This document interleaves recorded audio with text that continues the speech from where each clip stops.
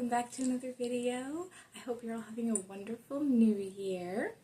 Today, I don't know if you can see out the window, we are getting our first winter storm of this winter season. I don't want to say of the year because it is of the year, but also 2024. We didn't really get much snow in 2024.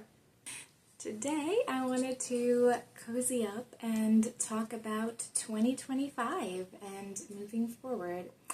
And not only, I know I've addressed it briefly in some of my video voiceovers, like some of my hopes and aspirations are for the new year, but also the way I attain them. So I heard it quoted once. I don't remember who said it. I don't even remember who told me, but it stuck with me. I have to look it up and see if I can find who originally said it, but a goal without a plan is just a wish. And that really got me thinking. I heard that a few years back, so I started to approach when New Year's would come or any new season of life where I just wanted to feel like I was getting a fresh start with that in mind. So now, instead of just saying, oh, I want to work out more, oh, I want to eat better, I actually make a plan for how to make that happen. And this is still a learning process I'm in, so I'm sharing with you a work in progress. I've done it for the past couple years, but I think I'm being a detail-oriented person myself. I've gone a little over the top and burned myself out, and I still end up quitting way too soon. So this year, I'm trying to take it a little more slowly and just try to add in like one habit a month, one new thing a month.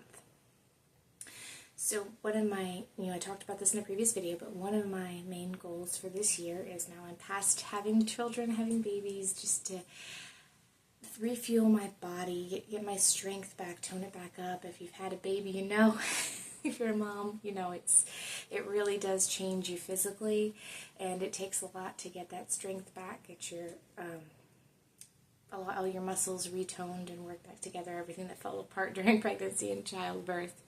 I'm going to share with you and hold me accountable to this. I want to come in once a month and share with you along my journey how I'm doing, what, the new thing I'm doing that month. Have I been successful at the thing I added in the previous month, and all of that. And so far this year, although it's only January 6th, so far I have been successful.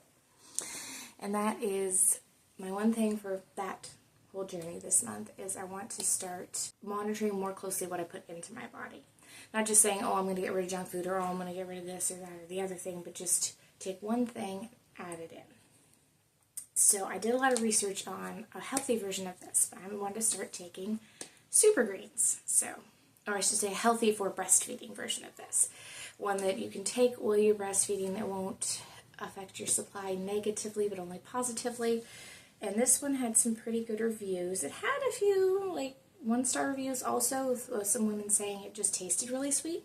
I haven't had that experience with it. So far, I could taste a hint of sweetness, but overall it just tastes like the grassy, leafy way that super greens powders taste.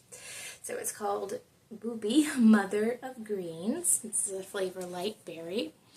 So I've just been taking a scoop of this in either water or a fruit smoothie every morning, and yeah, so far so good. I've been staying on top of it. I do notice a little more energy naturally, and when you have small children, you're always looking for ways to boost your energy. I do drink a cup of coffee first thing in the morning. Well, just the very first thing I do is drink 8 ounces of water. Before I even brush my teeth or put anything else in my body, I drink 8 ounces of water. I've been pretty good at that for, let's say, almost 10 years now, just drinking a glass of water first thing in the morning. And yeah, so now I'm adding this along with it. And we'll see if I can get through the month doing this and keep going past that. Great. I've now created a new habit that's a healthy habit. I don't have an exact plan for I'm going to do this every month. I'm kind of going to go check in with myself at the end of the month. Is what I'm doing working for me? Is there any way I need to alter it, change it, or can we move on to a new step, and what that new step would then look like? So it's a very loose goal of just trying to be a little bit more healthy by adding in and taking out things that are good for me, taking out things that are bad for me, but doing it in a way that is sustainable and accomplishable. I don't even know if that's a word. Is accomplishable a word? I just said it, I'm like, but you get what I'm saying. If it's doable, that's a real word. If it's doable. That is my sort of health and wellness jumpstart. Now, I don't have a fitness goal for 2025, mainly because of a recent diagnosis I had. So when I went to my 6-week postpartum appointment, and I'm used to this diagnosis, I was fully expecting this diagnosis. After every single one of my pregnancies, I have been diagnosed with a diastasis or diastasis recti, which is basically where in pregnancy your abs split and they're separated. And it sounds a lot worse than it actually is. Like, it's not a painful process. You don't really, you notice it more so after the pregnancy, after the baby's born. And I had it with Bruce, I had it with Libby, so I was not at all surprised when she told me I had it with Cassandra. But she did say that this time it was really deep, deeper than it's been before. And so she wanted me to go see a pelvic floor specialist, not just a regular, ordinary physical therapist, but a pelvic floor specialist. So it was January 3rd, 2nd, it was January 2nd.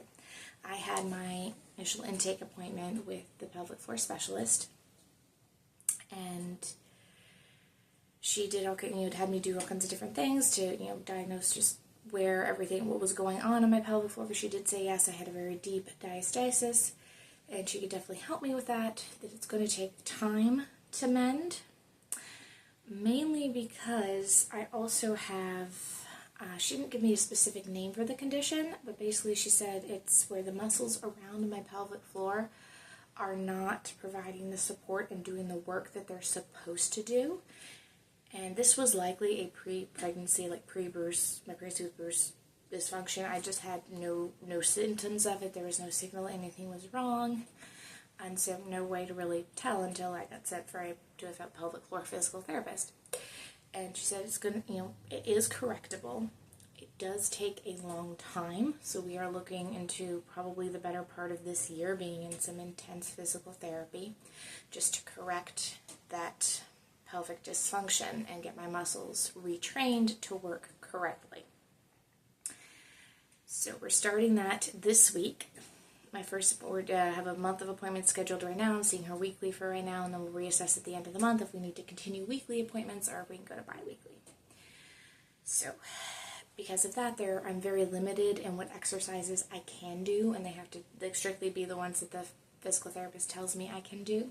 So, yeah, I have no going to the gym goals, no fitness goals as far as that goes. My only goal with that is to, when I do get my exercises, to do them daily, to do, best for rebuilding this muscular structure. And once my muscles are doing what they're supposed to be again, then I can think about a workout, getting back into my former regular workout routine and what that might look like. And also reminder just to give myself grace. If I miss a day, I'm a busy mom. It happens. And if you miss a day on one of your goals, it's okay. You can start again fresh the next morning. Catch up. It's okay. Remember to give yourself grace. You're doing a great job, Mom. Moving on to what I consider to be my more important goal of the year.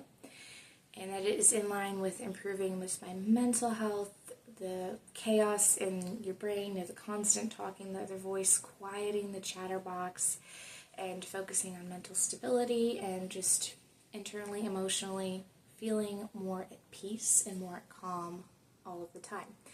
And for me, as some of you probably know, I am a Christian, and I do believe in God. I have a relationship with God that I nurture every day.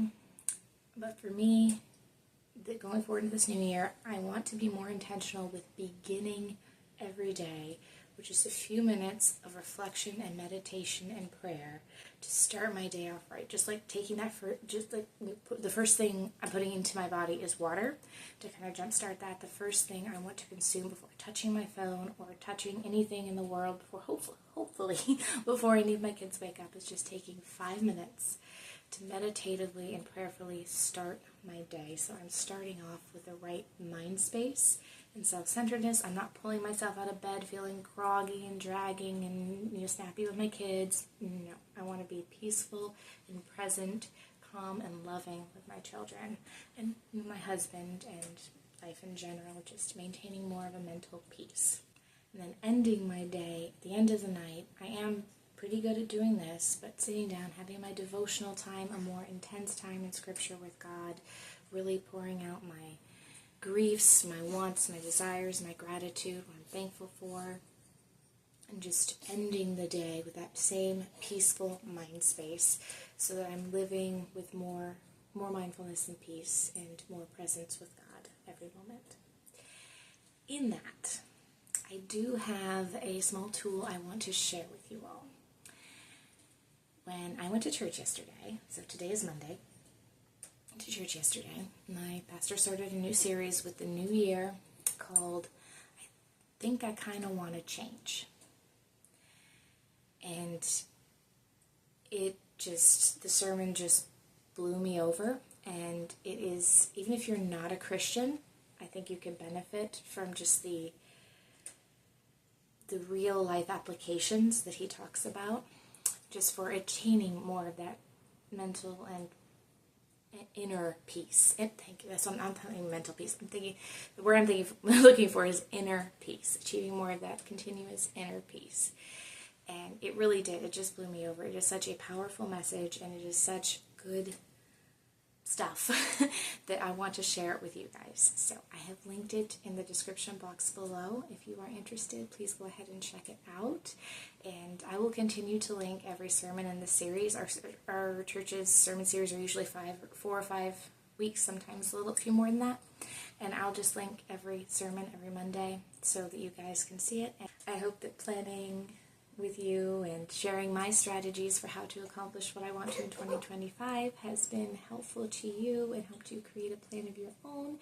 If you have any ideas that have worked for you really well that would benefit the rest of us, please do share them in the comments. I would love to read them and see if there's something I can incorporate into my daily routine moving forward. So, thank you guys so much for watching. I really appreciate you being here. Thank you for being here and supporting me, and moving forward, we got this. I love you guys always. See you in the next one. Bye.